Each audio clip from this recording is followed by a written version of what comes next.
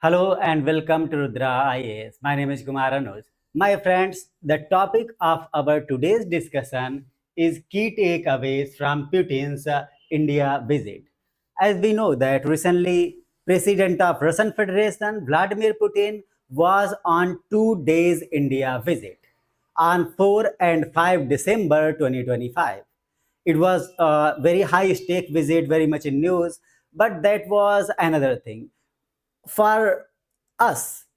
We will try to know that how this visit was important for our exam perspective. I mean, from which aspects of this entire development the questions could be framed in our upcoming exams, civil services exam, whether it is UPSC exam or various other state PSC exams. So we'll try to look into those aspects of this entire development, if this entire visit with the perspective of the demand of our exam. So my friends, as we know, President Putin, he came on India visit on 4th of December 2025. And the entire development took place on 4th and 5th December 2025. When we talk about this visit of President Putin to India, so this was not any impromptu or individual visit of President Putin to India. It was part of, this visit was very part of regular annual engagement. This visit of President Putin to India was the part of regular annual engagement between Russia and India. My friends, regular annual engagement, annual engagement, annual engagement. So this was not any kind of individual impromptu visit.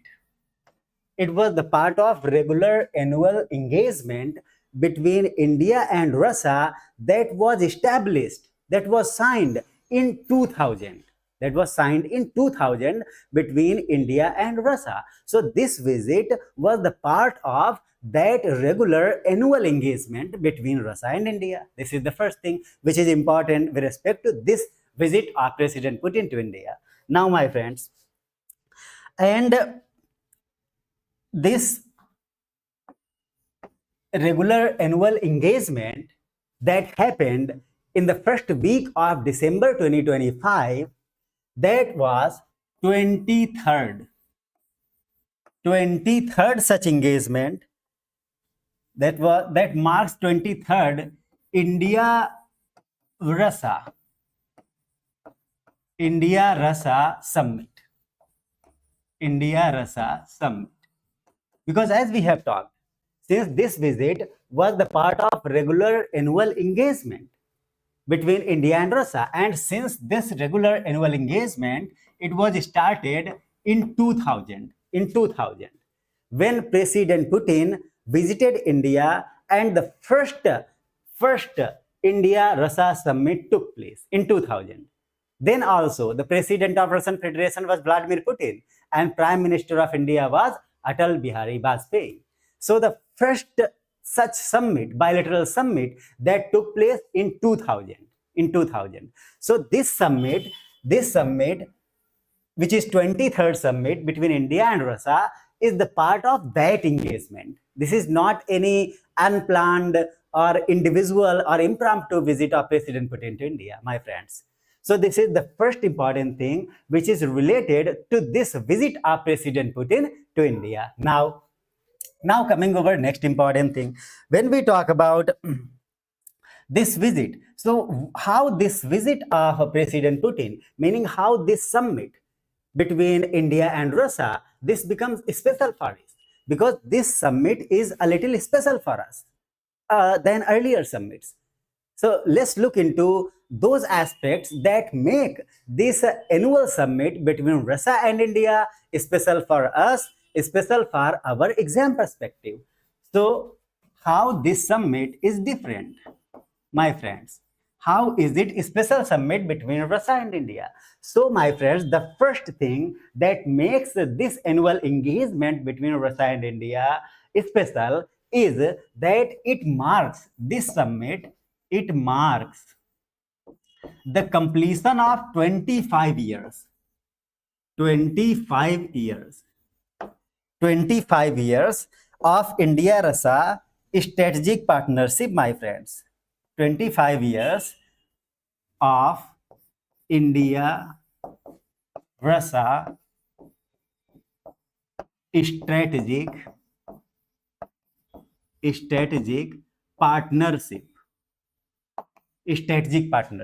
So this summit that took place on the first week of December, 4 to 5 December 2025, this is special because it marks the completion of 25 years of India-Russia strategic partnership that was established back in 2000, signed back in 2000.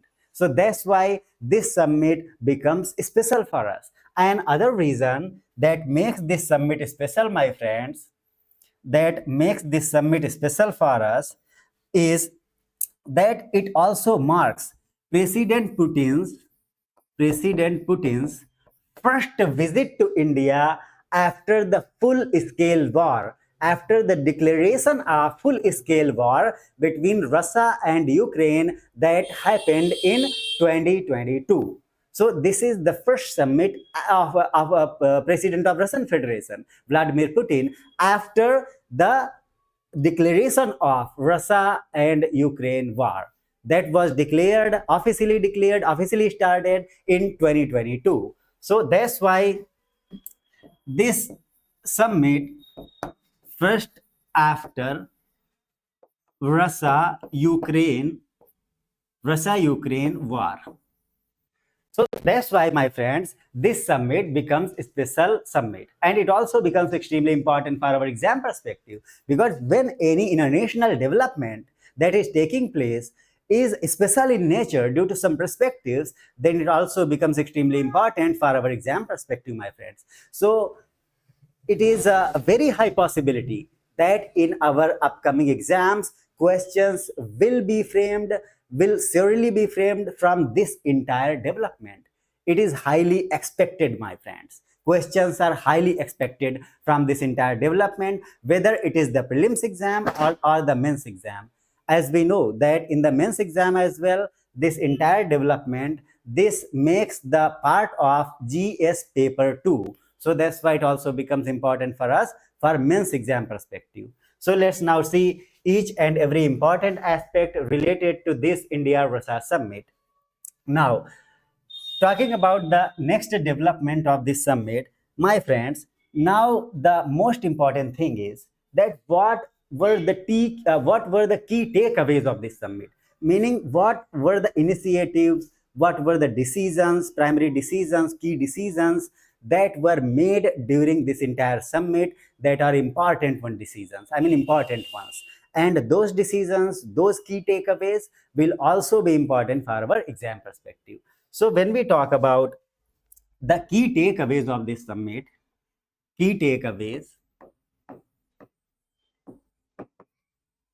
when we talk about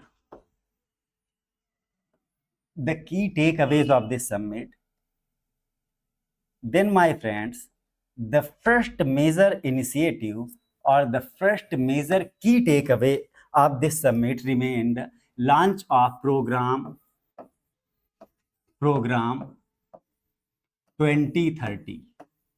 Program 2030. It was extremely news as well because of its importance, its weight. And this program 30, now the question arises that what is this program 2030? This program 2030, as the year 2030, the name suggests that it is to strengthen strategic economic cooperation. Strategic economic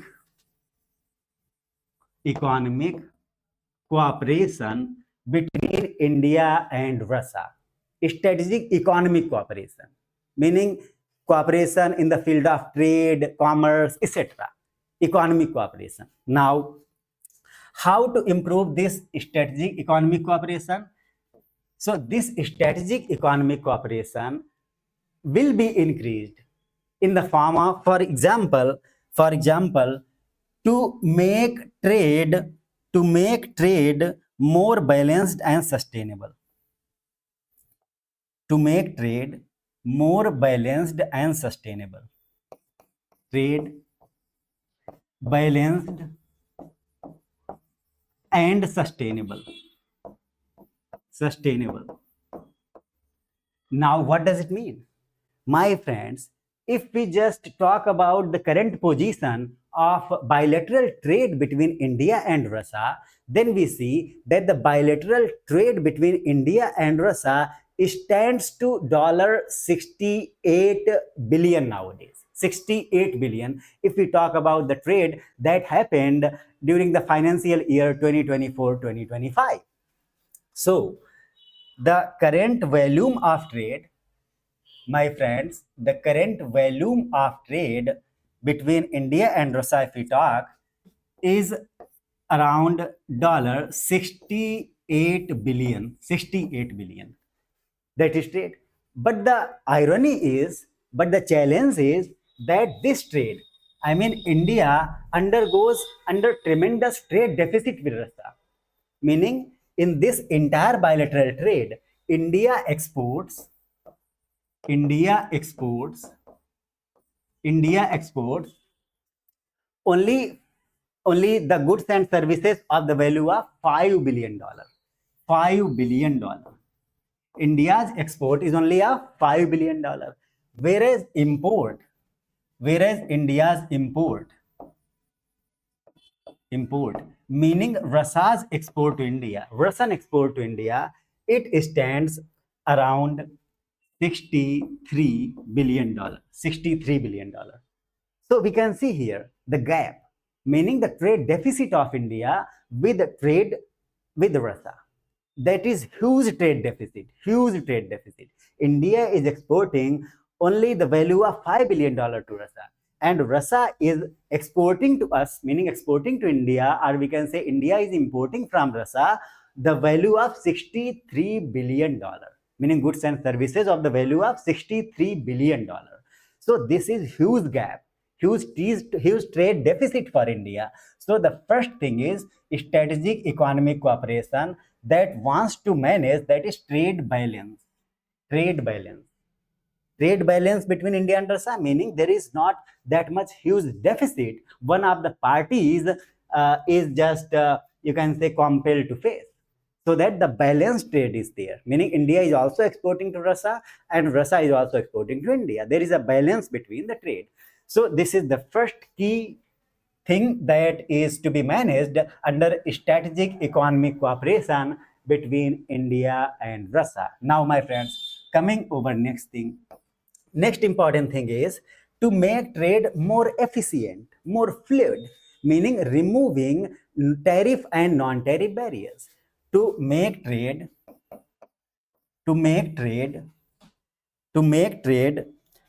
more fluid, trade more efficient, more easy, more efficient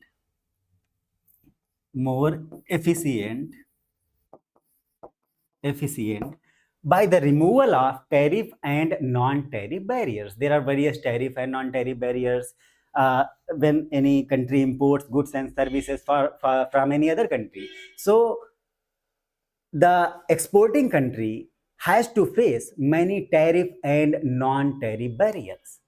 So if you remove the tariff and non-tariff barriers, meaning you are providing efficient passes of the goods and services from the exporting countries to your country, meaning you are importing the goods and services from that particular country efficiently. Because if you impose too many tariff barriers or non-tariff barriers, then it becomes almost extremely difficult for the exporting country to export goods and services into your country.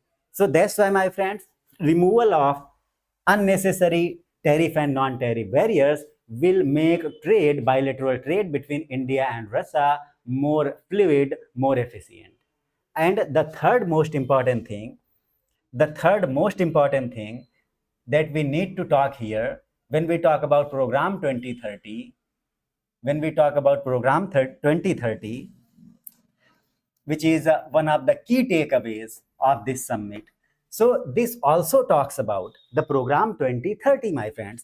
It also talks about to achieve the target of $100 billion bilateral trade, bilateral trade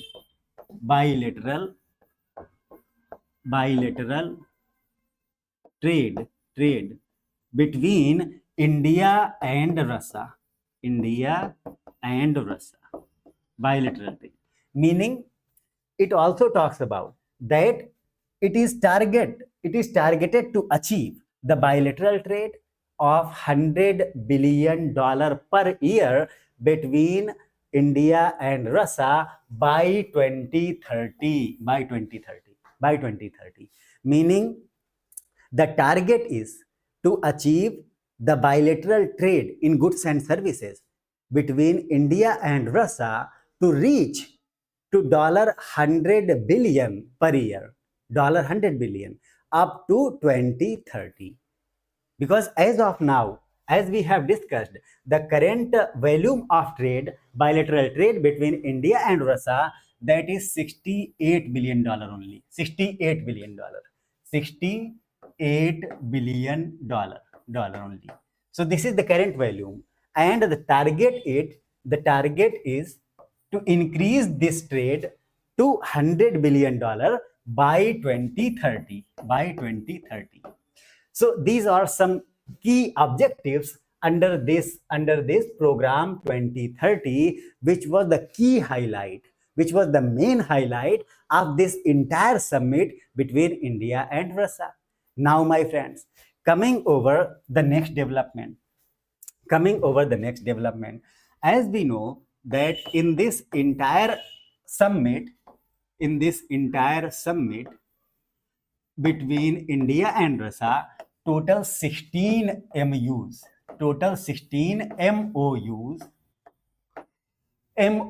were signed, memorandum of understanding. MOUs in different sectors, in the field of science, cooperation in science, in the field of energy, in the field of healthcare. So in various fields, total 16 memorandum of understandings, total 16 MOUs were signed in this entire summit that took place in 2 days, meaning 4 and 5 December 2025. So this could be, my friends, remember, take a note of this. This could be the part of your statement in the question. That in the recent summit, they can ask that in the recent summit between India and Russia that took place in the first week of December 2025, there were 16 MOUs were signed. So they can make a statement. They can change this figure. They can say just that in total 20 MOUs were signed. Memorandum of understandings were signed.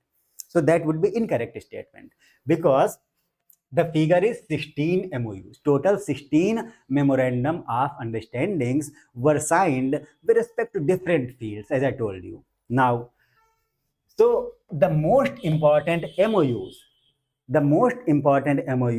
in these 16 MOUs for us, for our exam perspective, is an MOU, meaning an agreement that is known as Agreements on Migration, that says Agreements on Migration and Mobility. Agreements on migration and mobility.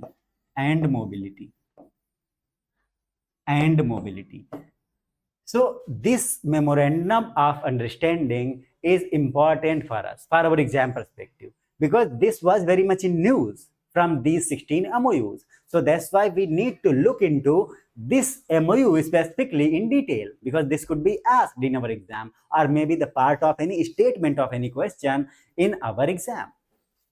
So this agreement, when we talk about agreement on migration and mobility, so this agreement it will try to ensure that skilled workforce of India, skilled labor from India, that is efficiently, I mean, without any kind of different types of document, types of hurdles, it is efficiently able to move to Russia. So it basically ensures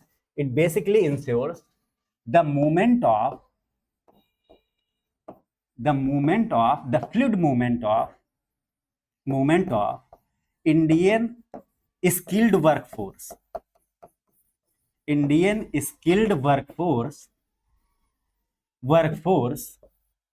where to Russia, to Russia, to Russia, to Russia. So this is the key highlight of this agreement on migration and mobility, that it ensures that the skilled workforce of India is efficiently, fluidly moving to Russia. So this is the key highlight of this agreement. And the next important thing associated with this agreement, my friends, associated with this agreement is that it aims to promote safe and mutually beneficial migration. Promote safe and mutually beneficial migration. Mutually beneficial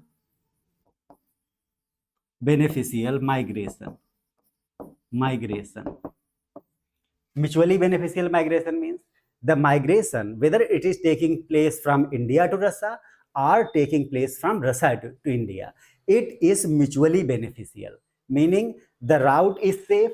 They are just using safe route of migration, not just any illegal or forgery, not any illegal route of migration. So it tries to ensure that the migration is safe through the formal channels and mutually beneficial for both of the countries. So this is one of the, or you can say two of the 16 MOUs, total 16 MOUs that were signed in this entire Russia and India summit, my friends.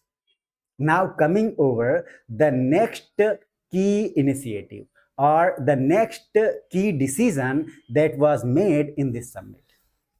Now when we talk about the next key decisions or announcements, so some of the key announcements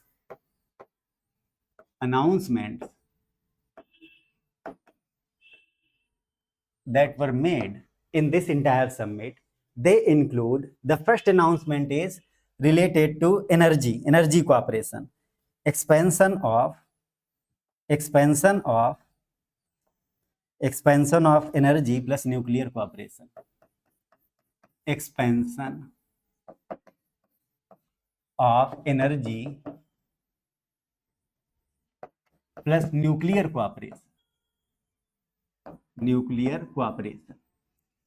Under this announcement, the Russia assures that there would be uninterrupted supply of energy, meaning oil and natural gas to India. And they also agreed over cooperation in establishing new units of nuclear power plants. As we know, the flagship power plant, the flagship, you can say, mutual power plant, or bilateral kind of understanding, as we see in nuclear cooperation, that we can see in the nuclear power plant which is there at Kudankulam in Tamil Nadu. That power plant is established in India with partnership with Russia. So we already have nuclear power plants that have been established, with the cooperation of Russia. So Russia further just agrees over cooperation in the field of peaceful nuclear energy generation or production, or establishment of new nuclear power units. So this was a key announcement. When we talk about the next key announcement, so that announcement comes in the form of that India announced to provide free 30-day tourist e-visa, you can say, tourist e-visa to Russian nationals, tourist e-visa to Russian nationals, tourist visas for Russian nationals. Just a second. हाँ, yes, free 30-day tourist visas for Russian nationals, for Russians, because India wants to promote tourism. That's why India announced that it will provide free 30-day tourist visas to Russians. They can come and visit India. This will also promote tourism in India. So this is a key step, a key announcement by India. Now, coming over the next and most important announcement that took place during this summit, that is that Russia decided to adopt the framework agreement.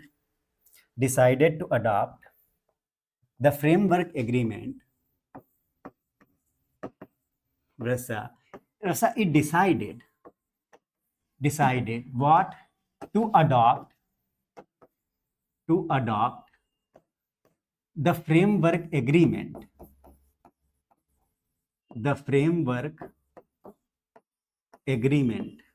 my friends, the framework agreement to join India-led international Big Cat Alliance. To join International Big Cats Alliance, IBCA. So this initiative, Russia also decided to join this initiative under an announcement made by Russia during this summit. And this way, Russia will become 19th member of International Big Cat Alliance. 19th member. So Russia here is, my friends, to become 19th member of International Big Cats Alliance, which is led by India. So this was also one of the key highlights of this entire summit. Now, a little talking because since International Big Cats Alliance, it came in news because of Russian decision to join it and to become its 19th member, it becomes important to look into International Big Cats Alliance. So my friends, when we talk about International Big Cats Alliance, so it was formally launched by Prime Minister Modi.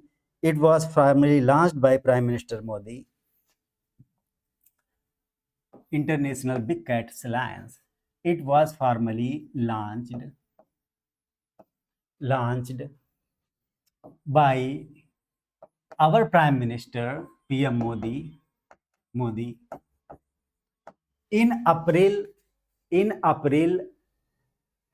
2023. In April 2023, it was launched by Prime Minister Modi in April 2023, my friends. It was launched in April 2023.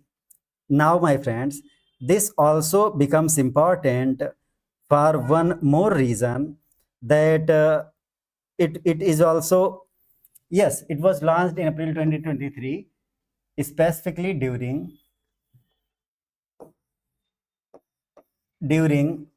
the celebrations that were made during the celebrations. Just a second. Yeah.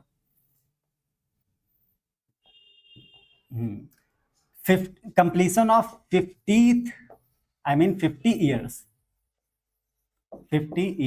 of Project Tiger.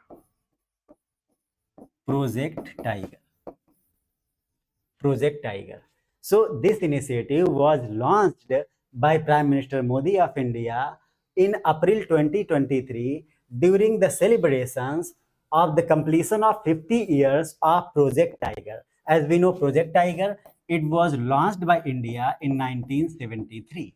And in 2023, it completed its 50 years, and to mark those 50 years and to take some new initiative for the protection, preservation of big cats. This international initiative was launched by Prime Minister Modi in Karnataka, because this celebration was taking place in Karnataka. So it was also launched in Karnataka, in Mysuru in Karnataka. Now, when we talk about International Big Cats Alliance, so my friends, this is just an initiative. India-led initiative to provide global cooperative framework. It is to provide global cooperative framework. It is to provide global cooperative framework. To provide global cooperative framework. Cooperative framework for the preservation and protection. For the preservation and protection of 7 big cats. 7 big cats and their habitats. And their habitats. 7 big cats. What are those 7 big cats? Like lion, tiger, cheetah, leopard, snow leopard, jaguar, puma. So these are 7 big cats that are included in this program, meaning this International Big Cats Alliance, this tries to ensure the protection of these 7 big cats and their habitats as well. So Russia decided to join this IBCA program, and the membership, though Russia is the member of, you can say, tiger range country. There are 13 recognized tiger range countries in the world. India is also one of them, and Russia is also one of the 13 tiger range countries. But the membership of International Big Cats Alliance, this is not only limited to tiger range countries. This is even not limited to big cat range countries, meaning any country can become part of this alliance, because this is a kind of a mechanism to establish a framework that how we need to protect, how we are going to just develop our roadmap for the protection of these big cats. So that's why this IBCA, the membership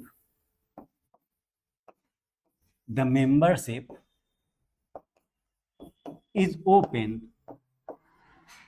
It is not just not just concentrated, or we can say limited to only tiger range countries, because this could be a part of any statement in the question. We know the commission, it twists the statements, and it can say that the membership of, it can say that recently Russia became part of International Big Cats Alliance. In the second statement, it can say, this way Russia became 20th member of IBCA, whereas we know Russia became 19th member, 19th, not 20th. In third statement, it can say that membership of IBCA is only limited to the tiger range countries, and Russia is a tiger range country. Of course, Russia is one of the 13 tiger range countries, but the membership of IBCA, it is not only limited to tiger range countries. We'll have to keep it in mind. Otherwise, we can fall trap of the framing of question of the commission, because they frame questions in such a kind of complicated manners, so that even after we know half of the answer, but we are not sure about the answer. So that's why, to remove that anomaly, it is extremely important to be specific and to keep it in mind. Now, my friends, so this was one of the most important announcements that was made by Russia during this India-Russia summit that took place on the first week of December 2025. Now, these were some of the key announcements. Now, coming over some of the policy decisions. Policy decisions. My friends, here we are covering this entire summit with the perspective, with the viewpoint of our exams demand. Not just we are covering this entire summit as a diplomat, because that is not required. We want to fetch out, we want to draw out, we need to draw out the material from this entire development that could be extremely important for our upcoming exams. So that is our perspective.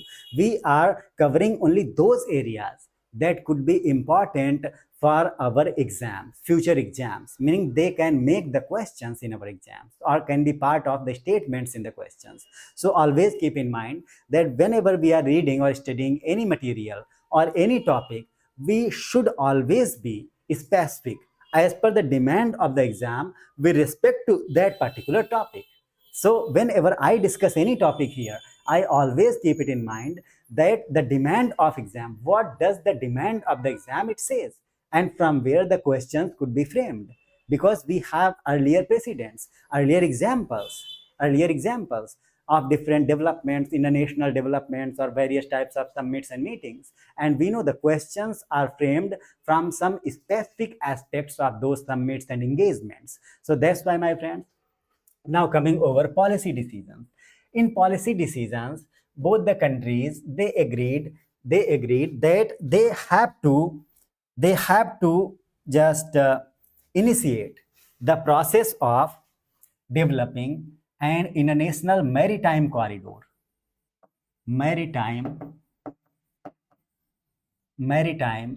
link maritime link between India and Russia, meaning Chennai of India and Vladivostok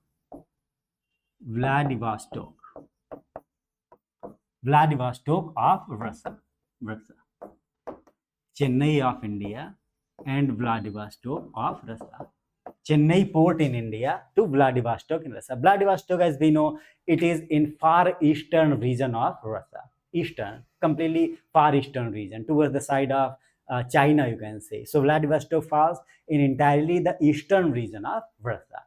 So there is a kind of, you can say, understanding between Russia and India to develop a direct maritime link between Chennai and Vladivostok to just decrease the time that we take now whenever any goods or anything which is traveling from Chennai to Vladivostok.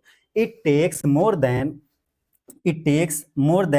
40 days nowadays. 40 days. And if we develop this new direct maritime link between Chennai and Vladivostok, then this distance will drastically be reduced to only 24 days. Then it will take only 24 days for any shipment to reach from Chennai to Vladivostok. So that's why both of the countries, they just agreed to develop this direct maritime link between Chennai and Vladivostok. And if we talk about another policy decision or policy understanding, so both of the countries, they also agreed, they also focused, they also stressed over the completion of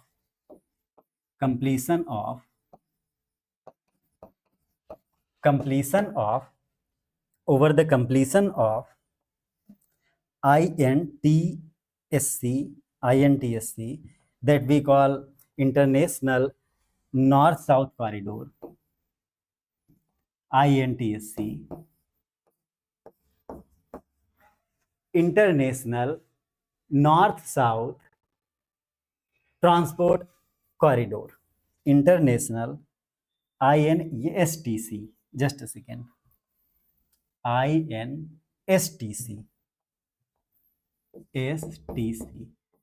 International North-South Transport Corridor. It is a proposed corridor. Some development has already taken place between India and Russia via Iran, meaning first linking India, Mumbai port of India or Surat port of India to Iran via Arabian Sea. Then after, from Iran to Russia via Caspian Sea. So this is a mixed kind of corridor where we take the help of land route as well as maritime route. So this is that route which will directly connect Indian port to Russia via Iran. So this is a kind of engagement which will boost the trade between India and Russia, as well as India and Iran and Russia and Iran. So that's why this is still incompleted, and that's why both of these countries, they agreed for the earlier completion, I mean rapid completion of this international north-south transport corridor, meaning they talked over the rapid completion of this corridor as well. So these were some of the policy decisions made during this entire summit, my friends. So these were some of the aspects, areas related to this entire development that could be important for our exam perspective, that we tried to just discuss in a very simple and fluid way, so that everything is just being set in our mind in a kind of systematic manner. And now, my friends, coming over an MCQ question regarding this entire development, I have an MCQ question for you. It says, with reference to recent India-Russia summit that took place on 4-5 December 2025, consider the following statements. And the first statement says, this was 25th India-Russia annual summit. The second statement says, India-Russia signed an agreement that allows visa-free travel for all citizens of both the countries. The third statement says, Russia decided to join International Big Cat Alliance. Now, if we consider all these statements one by one, the first statement says this was 25th India-Russia summit. 25th India-Russia summit. It says that it was 25th India-Russia summit. My friends, it was not 25th India-Russia summit. It was 23rd India-Russia summit. It was 23rd India-Russia summit. And this 23rd summit, it marked the completion of 25 years of the strategic bilateral engagement. 25 years. This was not 25th summit. As we have discussed in our discussion, this marks the completion of 25 years of this bilateral engagement. This is not the 25th summit. This is 23rd. Now coming, so this statement is wrong. Now coming over second statement, India-Russia signed an agreement that allows visa-free travel for all citizens of both the countries. No, there is no any such agreement signed. We discussed that India announced its decision to provide free tourist visas to the Russians visiting India. 30-day tourist visas. So this was India's decision. There was no any bilateral kind of agreement to allow free visas to all citizens. This is of course not. So the second statement is also wrong. Now coming over the third statement. Russia decided to join International Big Cats Alliance. As we have discussed, of course, Russia decided to join this India-led alliance in this summit. So the third statement is right. Now, which is the right option? Which of the above statements are correct? The third statement, only the third statement is correct. And that's how we see the fourth option. It says only third statement. That is the correct answer of this MCQ question. So this was a complete wholesome discussion of this entire development that took place. That could be very important for our upcoming exams perspective, my friends. Now, last but not the least, my friends, I'm glad to inform you that admissions are open in our offline batch of General Studies Foundation course, prelims cum mains. This also includes the crux of NCERT books, and this is curated as per the demand and requirement of the civil services exam, IAS exam or the PCS exam. So those aspirants, I mean English medium aspirants, since this is English medium batch, purely English medium batch targeted to English medium aspirants of IAS and PCS exams. So those students, those aspirants of English medium that are seeking to join a General Studies Foundation course, prelims cum mains, so they are invited, they are advised to join this batch, this offline batch. And for that, they can contact at our offline center located at Band Road, Elenganj, Prayagraj. Thank you very much. I hope this discussion is going to be extremely helpful for your upcoming exams. Thank you very much.